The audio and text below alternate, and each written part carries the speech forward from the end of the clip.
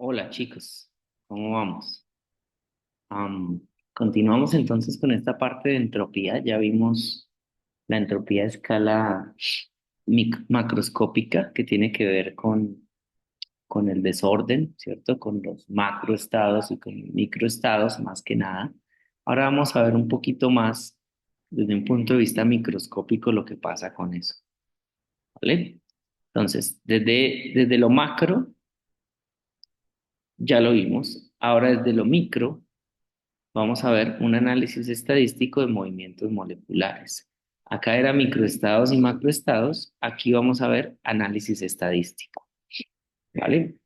Esta parte de microscópica, si recuerdan en la primera clase que les di la introducción, esto cabe dentro del ámbito de la mecánica estadística, por eso estamos hablando de matemática estadística. Pero es bien sencilla, así que no se me vayan a asustar, nada por el estilo, de hecho es bastante interesante y gratificante ver cómo funciona lo macro a partir de lo micro.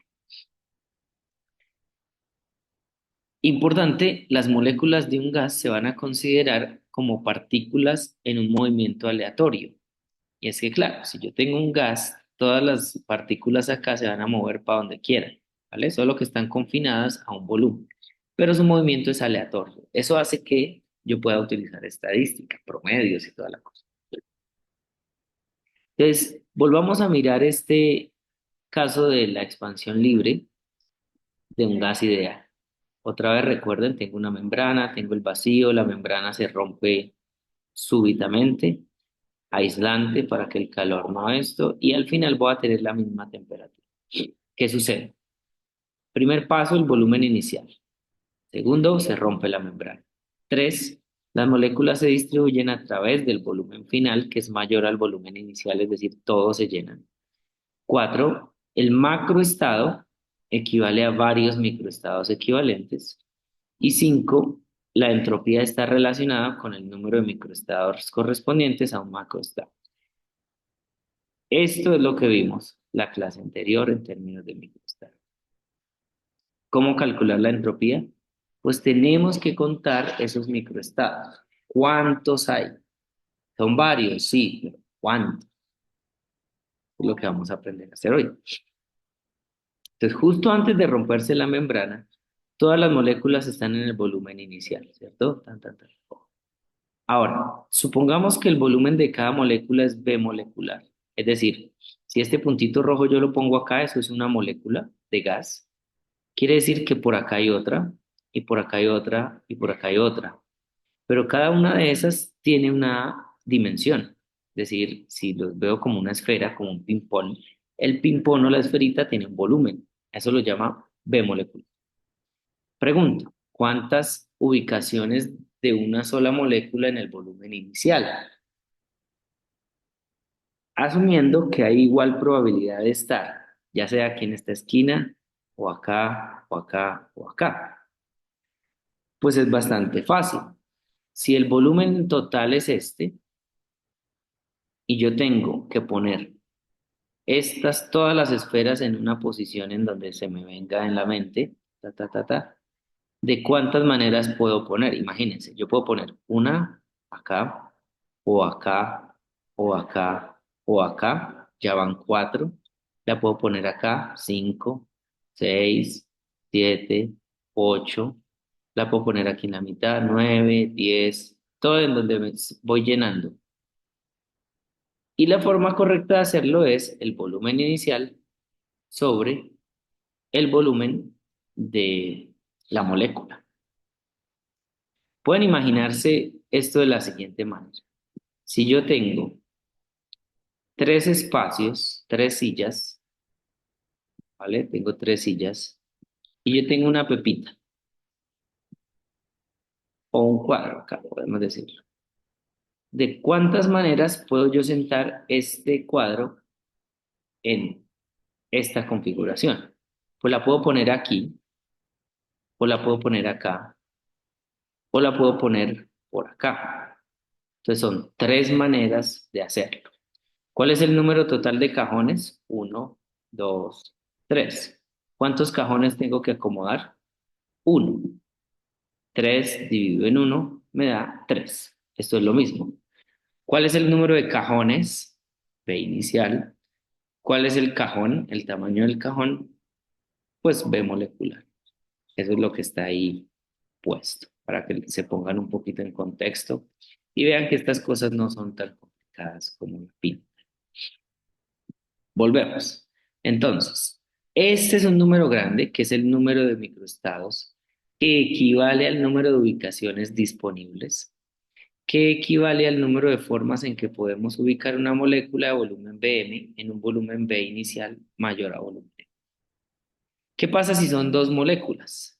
Entonces, ¿cuántas formas yo puedo ubicar la molécula uno? Pues es lo que acabamos de hallar, el WI. Después de ubicar la número uno, me quedan WI menos un formas. Otra vez, volvemos al ejemplo. Si yo tengo tres espacios acá y tengo dos cuadros que ubicar, ¿de cuántas formas puedo ubicar el primero? Pues de tres formas. Digamos que lo ubicamos acá. ¿Cuántas ubicaciones disponibles me quedaron? Una y dos, que es tres menos el cuadrito que ya puse. Por eso aquí yo pongo, me quedan WI menos un formas de ubicar la segunda, ¿vale? Sin embargo, como este es un número súper grande, 10 millones menos uno, pues me da 10 millones. Entonces yo puedo decir que WI menos uno es igual a WI. Entonces, ¿de cuántas maneras puedo ubicar las dos moléculas? Pues va a ser de tantas maneras que puedo ubicar la primera, que serían tres, por el número de veces que yo puedo ubicar la segunda, que serían otras tres. En este caso, el ejemplo de tres, pues es más sencillo, ¿no? ¿De cuántas maneras? La primera la puedo ubicar en tres, la segunda la puedo ubicar solo en dos. Es decir, cuando yo multiplico esto me da 6 maneras de ubicarlas. ¿Cuáles son esas 6? La primera puede ir acá, la segunda puede ir acá o acá, ahí ya van dos. Si la primera va acá, la segunda puede ir acá o acá, ahí van cuatro. O la tercera la ubico acá y la segunda puede ir acá o acá, ahí van seis. Solo que acá, en el límite en el que yo tenga infinitos cajones, pues tener 1 millón de cajones para el primero, con 9.999.999 cajones para el segundo, eso es lo mismo que 1 millón por 1 millón, que sería 10 a la 6 o 1 millón al cuadrado. Esto es lo que está detrás de eso, ¿vale? Bien. En general, cuando yo lo hago para n moléculas, como ese volumen me permite tener muchísimas ubicaciones, pues yo digo que este es el número de moléculas. Si tengo n, pues voy a elevarlo a la n. Y ya tengo un W grande. ¿Qué quiere decir esto? Estas son las formas de ubicar n moléculas de volumen m a en un volumen inicial. Cuarto paso, cuando todas las moléculas se distribuyen en el volumen final, aquí ya estoy cuando se rompió la membrana, pues lo único que cambia es el volumen final. Ahora voy a tener lo mismo, si se fijan, pero la diferencia es que el volumen final se intercambia por el volumen inicial. Más bien al contrario, el volumen inicial lo cambio para poner el volumen final. Y tengo el número de estados inicial con el número de estados final. Yo puedo hacer el cociente. Si hago esa proporción o ese cociente, voy a encontrar que el cociente entre el WF y el W inicial, pues como el volumen molecular es el mismo, se va a cancelar y me queda el mismo cociente entre volumen final y volumen inicial a la n. Si yo tomo el logaritmo a ambos lados para bajar este n y lo multiplico por kb, ¿ahí? Me doy cuenta que acá, por propiedades del logaritmo, esto es final menos inicial, acá abajo el n, ¿vale? A este n por kb, yo lo voy a reemplazar por el número de Avogadro. ¿Cómo es eso? ¿Cuál es este n? El número de moléculas. El número de moléculas dividido en el número de Avogadro es el número de moles. Póngase a pensar. Una mol tiene tantos números de Avogadro, perdón, tantas moléculas como el número de Avogadro. Entonces, en mi cajón tengo n moléculas. ¿Cuántos paquetes o fajos de número de Avogadro tengo? Como si yo tuviera fajos de 100. Tengo fajitas de 100.000 pesos. Entonces, este fajo 100.000, este otro 100.000, este otro 300, van 300.000, 4, 5, etcétera. Acá es lo mismo, lo estoy dividiendo poniéndolo en paqueticos, pero cada paquetico corresponde a una mol. Por eso reemplazo esto acá. Pero el número de Avogadro por la constante B, que es una constante de Boltzmann, que yo estoy poniendo aquí adrede porque ya sé para dónde voy, eso equivale a la constante de gas ideal, entonces N por R. De la clase anterior, para el mismo fenómeno, que fue el que hicimos el de membrana, si ya lo hicimos la clase anterior, encontrábamos que el cambio de entropía era esta parte derecha, por eso lo estoy poniendo así. De manera que la derecha es igual a la izquierda. Entonces, esto puedo llamarlo la entropía final menos la entropía inicial. De esa manera puedo decir que la entropía es KB logaritmo natural de W, donde W es el número de microestados en una configuración del gas. Y esa no es más que, que, que la definición de entropía a nivel microscópico, ¿vale? ¿Ok? Entonces esa es la definición de entropía a nivel microscópico, en donde esto me cuenta el número de microestados. Nosotros ya sabíamos que la entropía estaba relacionada con el número de microestados. Lo que no sabíamos era de qué función estábamos hablando. Sí era una función de los microestados, pero ¿qué forma tenía la función? Podría ser W al cuadrado, W más 20, lo que sea, pero en realidad es logaritmo del número de microestados multiplicado por una constante, que es la constante de Boltzmann. Entonces miremos acá. Un macroestado específico con un número grande de microestados inespecíficos es más probable que otro macroestado con un número pequeño de microestados. Esto es lo mismo que antes, ¿no? Contar microestados. Entre más grande el número de microestados asociados a un solo macroestado, pues va a ser más probable que aparezca, porque la entropía es más grande. ¿Sí lo ven?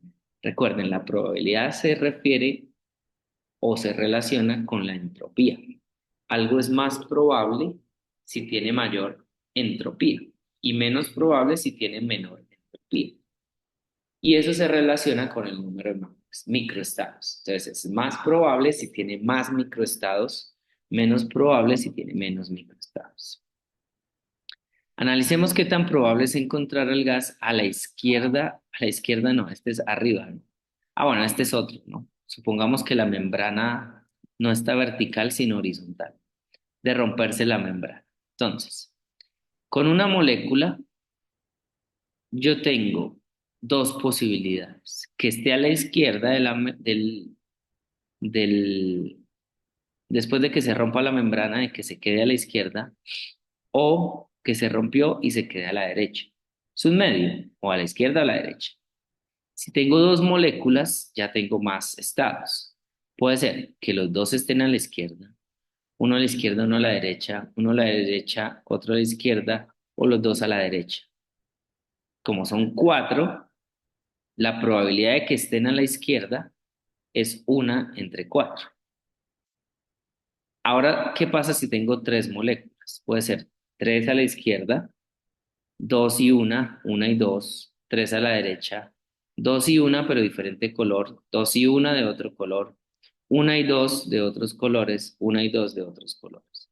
En total tendría 8 estados y uno de ellos es el que yo quiero. Entonces es 1/8, que es lo mismo que 1 medio al cubo. Este de 1 medio al cuadrado, 1 medio al cubo, yo lo pongo porque uno empieza a ver unos patrones de comportamiento. El 1/4 y un medio es 1 medio a la 1, 1/4 es 1 medio a la 2, 1/8 es 1 medio a la 3. Y fíjense que ese número de exponente equivale al número de moléculas que yo tengo. Por eso es importante tenerlo en cuenta. Si yo tengo 100 moléculas, pues voy a tener 1 medio al número de moléculas que es 100. Y esto equivale más o menos a 1/10 a la 31, que es muchísimo más pequeño que 1. Si no son 100 moléculas, sino el número de Avogadro de moléculas en una mol de gas, pues esto es prácticamente cero. Conclusión, la probabilidad pequeña se asocia con entropía pequeña y viceversa. ¿Cómo es eso? Para que un gas se quede en la parte izquierda después de romperse la membrana, eso es un estado supremamente ordenado. Como es un estado supremamente ordenado, tiene una entropía muy pequeña. Si la entropía es muy pequeña, pues la probabilidad de que yo encuentre el gas en esa configuración es prácticamente cero. Miremos más ejemplos. Aquí vamos a ver la expansión adiabática y queremos calcular el cambio en la entropía cuando se cuadruplica el volumen, ¿vale? Como es adiabática, es isotérmica porque no hay cambio de energía con el medio ambiente y además es reversible. Yo puedo devolverme en el camino, ya definimos que es reversible. Desde la parte anterior de la clase anterior, el cambio en entropía es esto, NR logaritmo del cambio del volumen, que es NR logaritmo 4. Si en vez de ser reversible es el siguiente proceso irreversible, que sería este, también se va a multiplicar el volumen en 4 veces el volumen inicial, pero voy a agarrarme con esta señor de acá y con este sería adiabático, y este proceso sería un isocórico o isovolumétrico. ¿Ok? Sin embargo, ya hemos aprendido que si yo me muevo entre los mismos dos puntos, ya sea a través de la isoterma o a través de este proceso así, el cambio en la entropía tiene que ser la misma. ¿Por qué? Porque la entropía es una variable de estado, no depende de la trayectoria. Entonces, para el caso de A hasta B, el cambio en la entropía es cero. ¿Por qué? Porque el calor es cero. Adiabático significa cero. Calor. Y si el calor es cero, el delta de entropía, como es esta integral, va a ser cero. De B a C es isocórico, isovolumétrico. Entonces yo puedo decir que de Q sobre T, de Q es el calor molar a volumen constante, NCB de T, hago la integral y me queda NCB logaritmo natural de T1 sobre T2. T1 es esta temperatura, T2 es esta. Como es adiabático, uso la ecuación que aprendimos la vez pasada. En clase vimos esta ecuación con el gamma, ¿se acuerdan? Pues simplemente reemplazo volumen final es 4 veces el volumen inicial y obtengo que ese cociente es 4 a la gamma menos 1. O lo que es lo mismo, paso el T2 a multiplicar y obtengo esta. Reemplazo esto acá, el T1,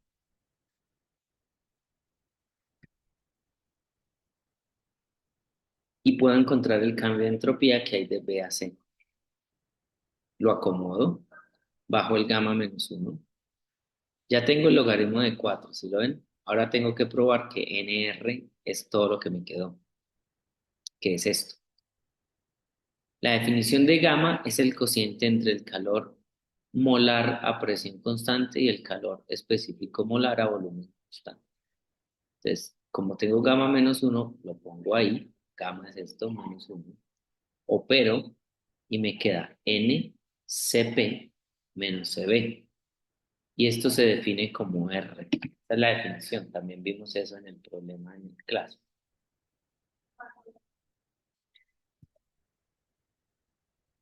Entonces, me queda NR logaritmo de 4 que es exactamente el mismo que antes.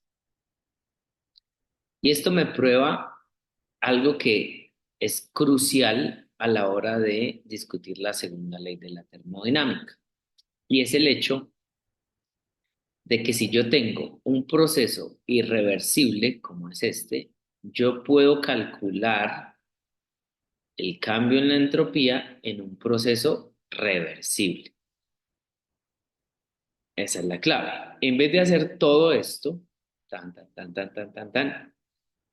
si hago esta línea, ya me da la respuesta. Solamente usando el hecho de que cambio de entropía, al ser una variable de estado, no importa qué trayectoria escoja, me va a dar lo mismo que una reversible. Miremos otro, este es más chévere. Juguemos canicas o garbinche, yo lo conozco como garbinche. Las reglas son las siguientes. Tengo en una bolsa 100 canicas, 100 garbinches, 100 pepas, lo que quieran, 50 rojas y 50 verdes. Las reglas son las siguientes. Saco una de la bolsa, miro cuál es el color. Si es verde, pongo verde, si es rojo, pongo. La devuelvo y después vuelvo y saco 8 veces más. Y la idea es calcular el número de macroestados posibles para un conjunto de eventos, el macroestado más probable y el menos probable. Y aquí está la situación. Puede que yo tenga, es repetir 3 veces, no 8. Perdón. O sea, en total tengo que tener 4. Puede que esté de buenas y saque 4 rojas, o que saque 4 verdes, o cualquiera de estas opciones, 3 rojas, una verde, 2 rojas, 2 verdes, una roja, 3 verdes. El orden debería ser el siguiente. Para 4 rojas, roja, roja, roja. Para verde, verde, verde, verde, verde. No hay de otro. Pero si yo quiero 3 rojas y una verde, puedo sacar 3 rojas, una verde, 2 rojas, verde, roja, roja, verde, roja, roja, o verde, roja, roja, roja. ¿Cuántos microestados me dan este macroestado? 4. Lo mismo para una roja, 3 verdes. Si al final yo quiero 2 rojas, 2 verdes, tengo varios órdenes. 2 rojas, 2 verdes, 2 verdes, 2 rojas, roja, verde, roja, verde, verde, roja, roja, verde, roja, verde, verde, roja, verde, roja, verde, roja. En cualquiera de estos 6 casos, el resultado final es lo mismo. 2 rojas, 2 verdes. Pero el orden es diferente. ¿Vale? Eso es lo que hace diferente esto.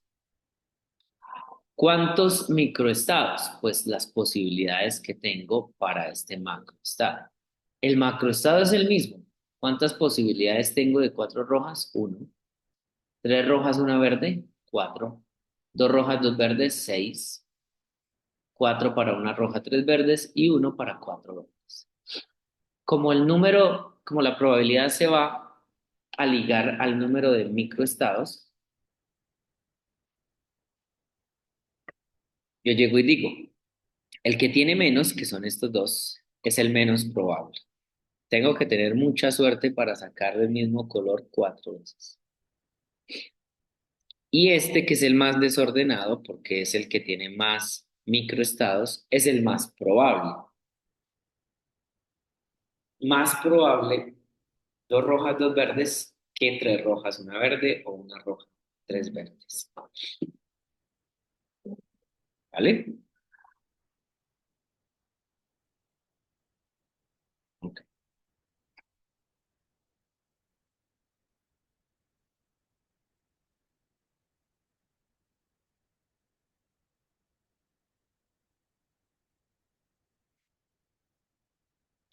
Sigamos. Miremos otro ejemplo. Esto es con ejemplos que se entienden. La temperatura en la superficie del Sol es aproximadamente 5.700 Kelvin y la temperatura en la superficie de la Tierra es cerca de 290 Kelvin. ¿Qué cambio de entropía se presenta cuando 1.000 joules de energía se transfieren por radiación del Sol a la Tierra? Es una máquina térmica. Tengo del Sol, temperatura de la Tierra, ¿ok?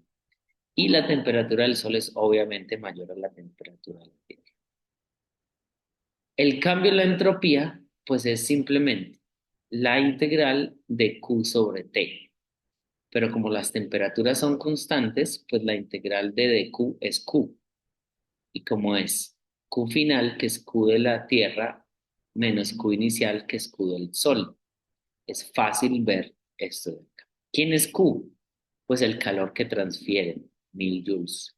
Y las temperaturas no las dan y listo. No es más eso que está ahí. Entonces, otra vez, este es un problema en el cual la temperatura es constante. Si la temperatura es constante, la entropía es solamente calor sobre temperatura. Como la Tierra gana el calor, por eso esto es positivo. Como el Sol cede el calor, por eso esto es negativo. ¿Vale? Bien.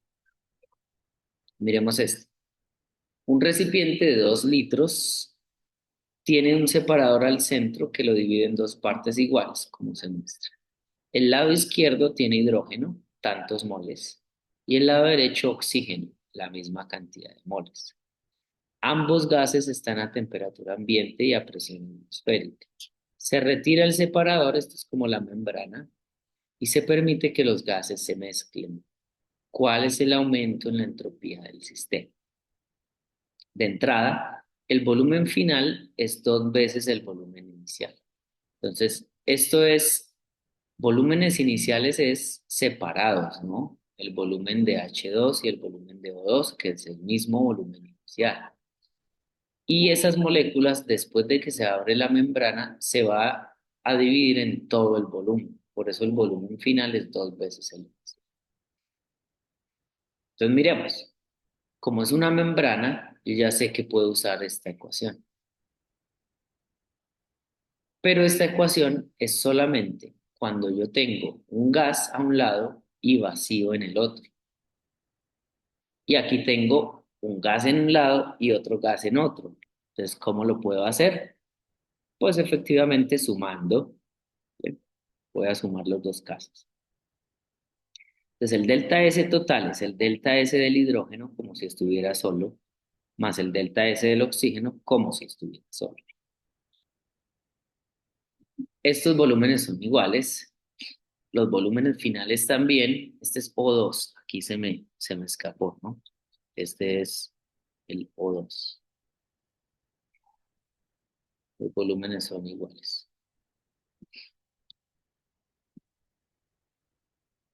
Como los volúmenes son iguales y esto depende solo del volumen y además el número de moles es igual,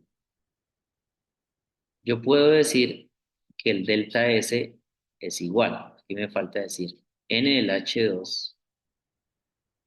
Si no, no funciona, ¿no? Si tengo diferentes moles, no sería igual. N de O2, entonces el cambio es igual. ¿Qué sería esto? 2 veces el total sería este más este, que es igual, o sea, 2 veces el cambio del hidrógeno, por ejemplo. Y me queda NR logaritmo de B final sobre B inicial. Tenemos esto. Y es solo reemplazar el N, el 2, los volúmenes, el R, y me da este valor de 0.500. Verifiquen, por favor, de todas maneras. 2 minutos.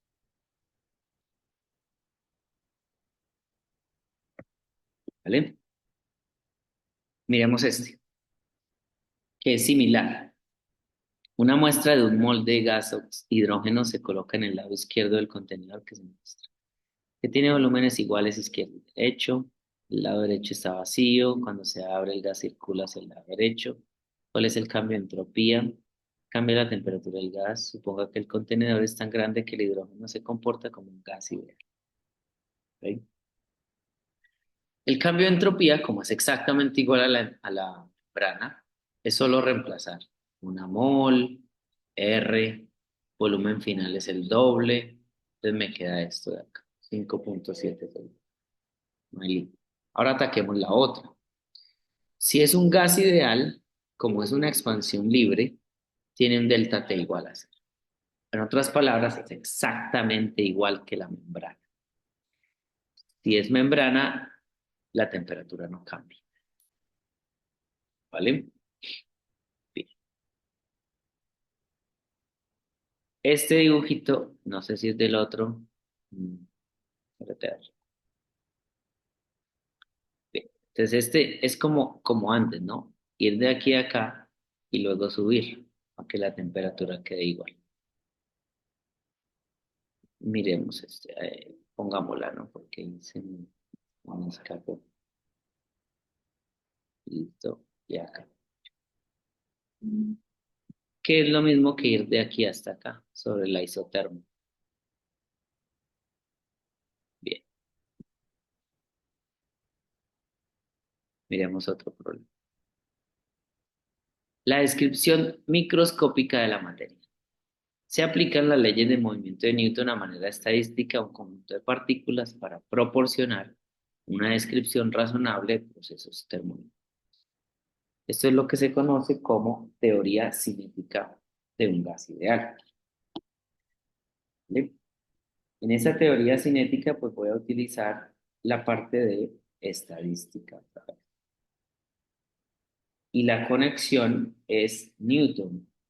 En otras palabras, fuerza, momentum y todas esas cositas que aprendimos en física.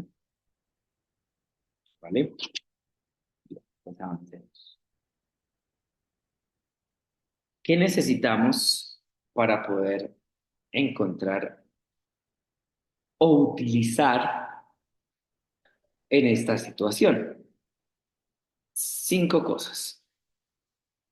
Primero, las moléculas son numerosas, son muchas, y la separación entre ellas es grande comparada con su dimensión. Si aquí hay una molécula, por acá hay otra, y vea que el radio es mucho más pequeño que la distancia que hay entre ellas. Dos, las moléculas obedecen las leyes de Newton con un movimiento aleatorio. Tres, las moléculas interactúan solamente mediante fuerzas de corto alcance durante colisiones elásticas, conservación de momento y energía. Cuatro, las moléculas tienen colisiones contra las paredes que también son elásticas. Se conserva el momentum y la energía cinética. Quinto, el gas es una sustancia pura, es decir, todas las moléculas son idénticas. Si es hidrógeno, es hidrógeno, si es oxígeno, es oxígeno. ¿Vale?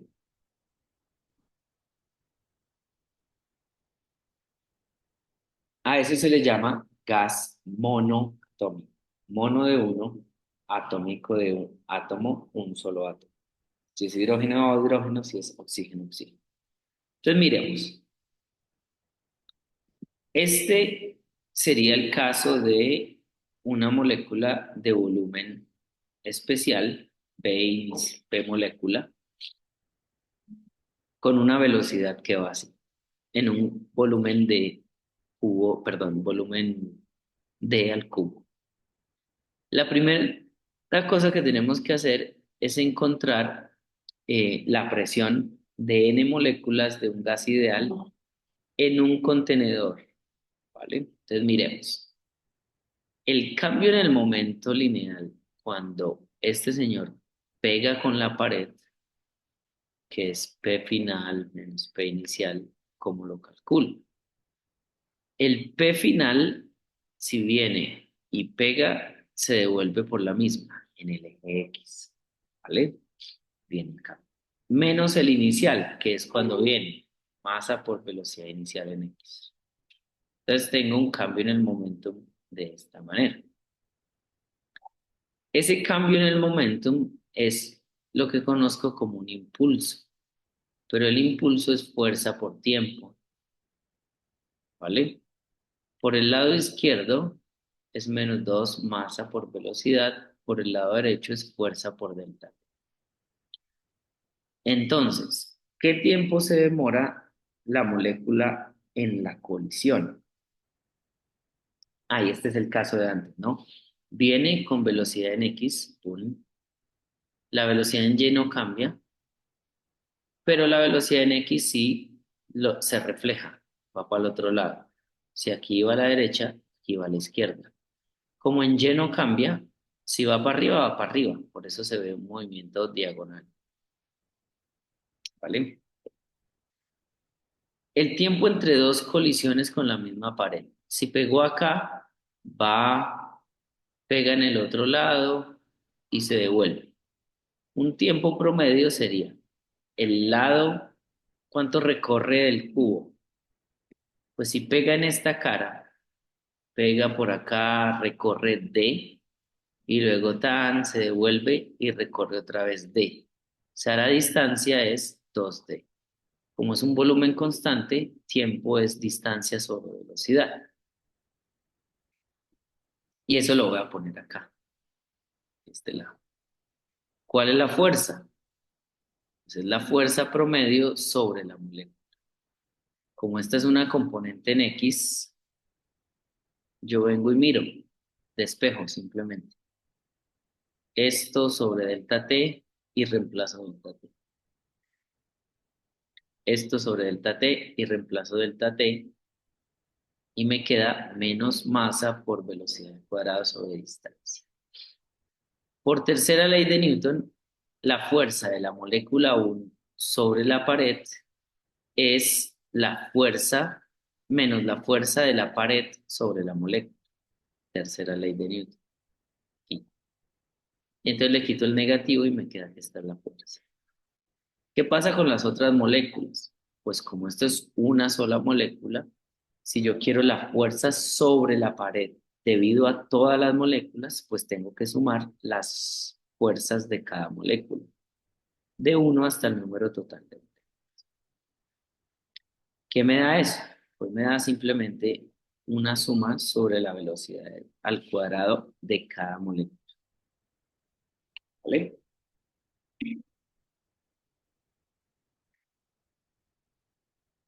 Avancemos. A esto yo lo llamo una velocidad cuadrática media, es decir, el promedio del cuadrado de la componente X de la velocidad de las n moléculas, que es esta sumatoria y la divido en el número de moléculas. A eso lo llamo velocidad cuadrática media. De manera que yo puedo decir que esta sumatoria es, paso este a multiplicar, me queda n por esta velocidad, que ya la llamé velocidad cuadrática media. Y esta es la fuerza. Fíjense que es una fuerza constante y es una fuerza en promedio, ¿vale? Esto es solamente en X. Si la partícula real está en 3 dimensiones, pues yo puedo decir que esto se extiende a las otras 2 dimensiones. Si tengo una velocidad cuadrática media en X, pues tengo una velocidad cuadrática media en y una velocidad cuadrática media en Z, que sería esto de acá. Y la magnitud por Pitágoras es la suma de los cuadrados de los catetos. Así que al ser el movimiento aleatorio, estas 3 velocidades son las mismas. Si yo tengo algo realmente aleatorio, bien random, que utilizamos nosotros, pues yo no puedo decir que las moléculas se muevan más hacia el eje X o más hacia el eje Y o más hacia el eje Z. En realidad, en promedio, se mueven igual. Por eso digo que estas las puedo igualar. Si las igualo, pues esta suma de cuadrados es 3 veces el cuadrado, que sería esto. Por tanto, la velocidad en x al cuadrado es la velocidad cuadrática total dividido en 3, que es este señor de aquí. Vuelvo y reemplazo eso en la ecuación de la fuerza. Entonces me sale un tercio, ¿no? Lo pongo, mírenlo acá, ahí está el 1/3. Como la presión es fuerza sobre área, pues es simplemente dividir fuerza entre área. ¿Cuál es el área de la pared? D cuadrado, porque es un cubo. D, lado por lado, D por D cuadrado.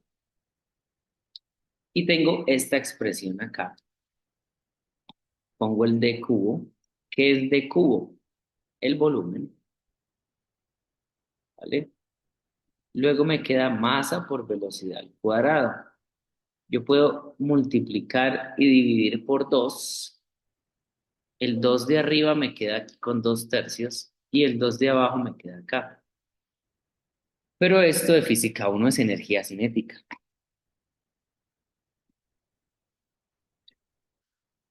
que llamo energía cinética molecular. Entonces fíjense que la presión, que es algo macroscópico, se mide en pascales, está relacionado con fuerza por unidad de área, lo que vimos al principio del curso, en fluidos. Ahora lo estoy relacionando con algo microscópico, y esta es la parte bacana. La presión se relaciona con la energía cinética de las moléculas. Esa energía que se transfiere a la pared a través de los choques es lo que me significa la presión. Si el gas está más caliente, va a tener más energía. Si tiene más energía, van a haber más choques con la pared. Si hay más choques con la pared, voy a tener mayor presión. Entonces, la presión aumenta con la temperatura. Chévere, ¿no? Y listo. Yo creo que podemos dejar hasta acá para no saturarnos tanto. Recuerden repasar estos pasos intermedios, comprender los ejemplos. Está chévere, porque son dos conceptos interesantes. Desde el punto de vista microscópico vimos dos cosas. Lo primero, la definición de entropía con el número de microestados, ese logaritmo y tal, y la definición de presión a través de la energía cinética molecular, ¿vale? Pues eso es. Muchas gracias. Nos vemos.